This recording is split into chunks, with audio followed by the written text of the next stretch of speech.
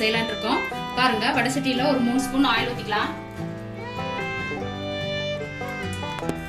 Oil நல்லா காஞ்ச உடனே 1 ஸ்பூன் கடுகு சேர்த்திக்கங்க.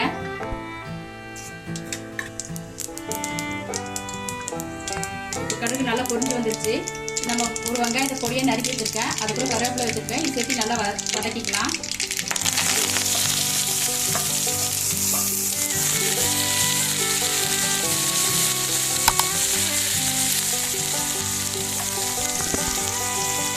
ஒரு சின்ன ஸ்பூன்ல ஒரு சோம்பு எடுத்துருக்கேன், அதையும் சேர்த்திக்கங்க. ஒரு சின்ன ஸ்பூன்ல வந்து சீரகம் எடுத்துருக்கேன், அதையும் சேர்த்திக்கலாம். வெங்காயம் நல்லா பொன்னிறமா வர வரையும் வதக்கிக்கலாம். பாருங்க, வெங்காயம் நல்லா பொரிஞ்சிருச்சு.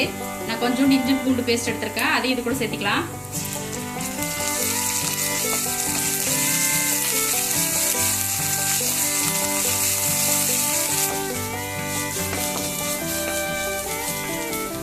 பாருங்க, சிறிதளவு மஞ்சத்தூள்,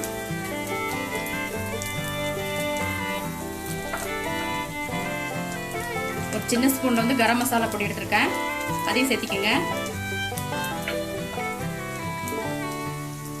1 ஸ்பூன் மிளகாய் தூள், அதையும் சேர்த்திக்கலாம். போட்டு நல்லா வதக்கிக்கங்க. அப்போ பாருங்க, நான் 3 உருளைக்கிழங்கு பொடியை நறுக்கி வச்சு குக்கர்ல ஒரு விசில் வச்சு வேக வச்சு எடுத்து வச்சுருக்கேன். இது கூட போட்டுக்கலாம்.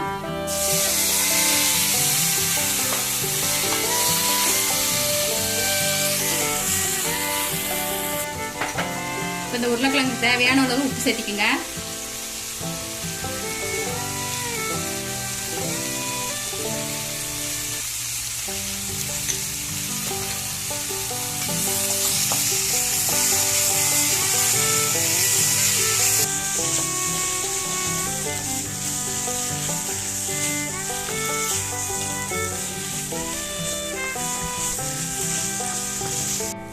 பாருங்க, உருளைக்கிழங்கு பொரியல் ரெடி ஆயிடுச்சு. இப்போ நம்ம கொத்தமல்லி தூவிட்டு இறக்கிக்கலாம்.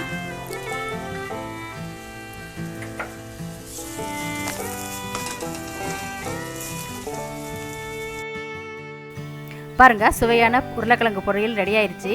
இது எலுமிச்சம்பழ சாதம், தயிர் சாதத்தோட சேர்ந்து சாப்பிட்ற ரொம்ப சுவையாக இருக்கும்.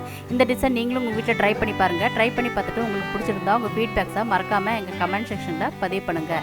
இந்த ரெசிபி பிடிச்சிருந்தா உங்கள் ஃப்ரெண்ட்ஸுக்கும் ஃபேமிலிக்கும் மறக்காமல் இந்த வீடியோவை ஷேர் பண்ணுங்கள், லைக் பண்ணுங்கள். அடுத்த ரெசிபி வரை நன்றி, வணக்கம்.